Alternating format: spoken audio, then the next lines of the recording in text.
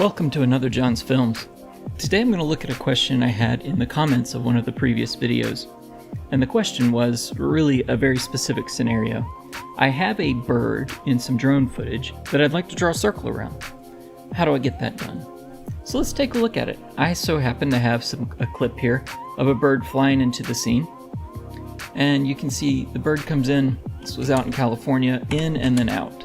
So now I'm going to take that and I hit F9 on the footage here, and it puts it into my timeline, which is so zoomed out you can't even see the little clip.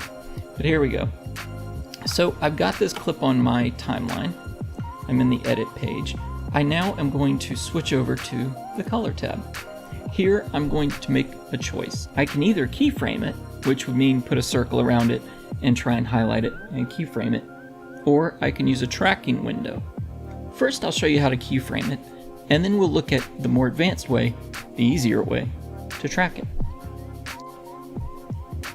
Now that I'm on my color tab, we know that the bird is going to enter from the right hand side of the frame and fly through the frame. So what I'm going to do is start by creating a power window. I'm going to invert that power window, and my intention is to cover the bird with this inverted power window as I work through the footage.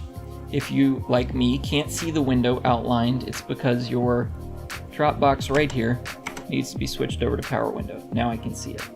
As a starting point, again, we know the bird's going to be joining us from this side. I'm going to start it right about where I think it comes into the screen. And I'm going to hit my diamond here on my keyframe panel, which is accessible in the same area that you would normally get your info or your scopes. It's this stacked diamond view. When I hit the diamond right there, it tells the Davinci Resolve that this corrector node, I would like it to have everything watched, and as I change it, I want it to make record of it. So here I am, I'm going to move this position just gently, and I get a keyframe on my circular window. That keyframe is represented by the diamond. Now, I drag here in my timeline. I'm going to drag forward a few seconds until I get a bird on the screen. Here he is. And I'm going to gently drag, click and drag over the top of that bird. Beautiful. Next, I do the same thing again, but first let's take a look in the right hand corner. You'll notice the timeline moved and a new keyframe was created where I stopped. So as I drag forward again, you might expect the red line moves for the time, and I drag forward and put this over the top of the bird. We continue in this manner, dragging forward, cover the bird, drag forward, and pull it off.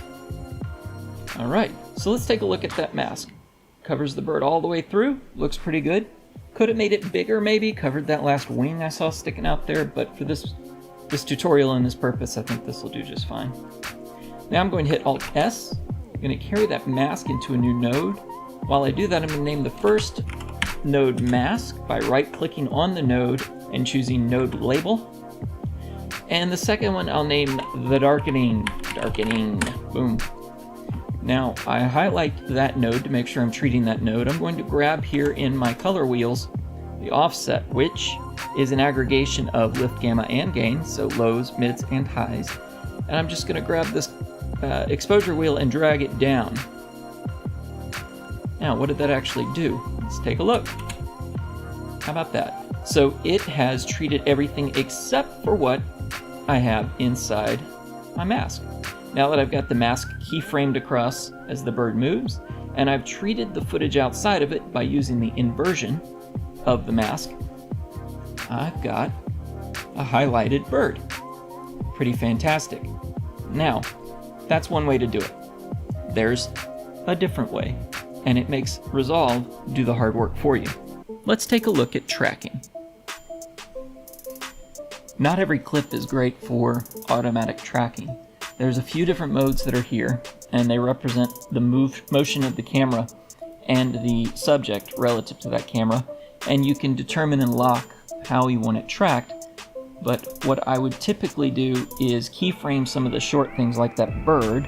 It's moving too quick and it's too blurry for any real good tracking. And I would pick items like this, which is a high contrast drone shot with some folks on the beach. Now the drone's going to be moving, the people really don't move.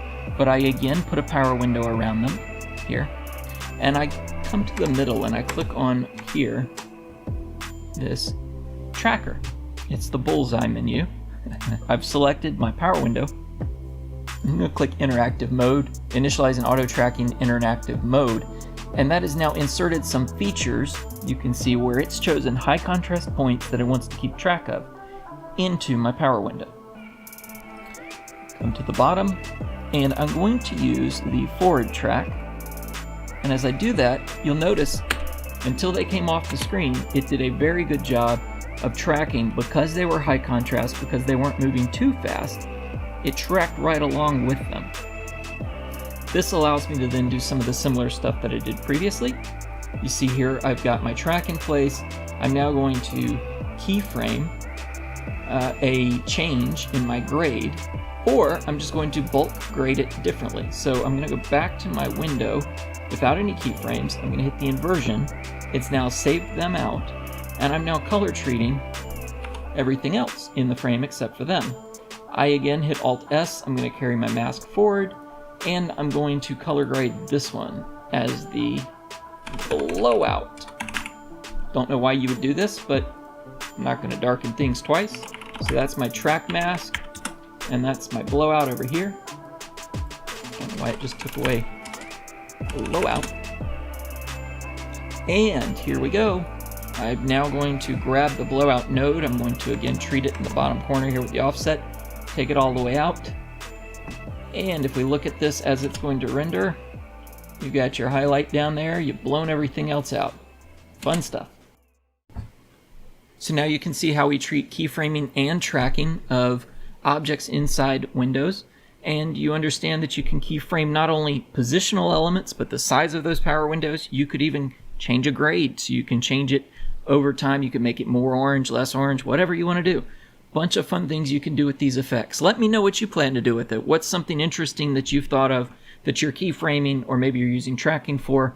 Put them in the comments. I'm interested. I do read the comments, and I'll respond if you have questions. Thanks for watching, and subscribe if you haven't. I like making these, and I think they've started to be pretty helpful. Thanks a lot. Have a great day.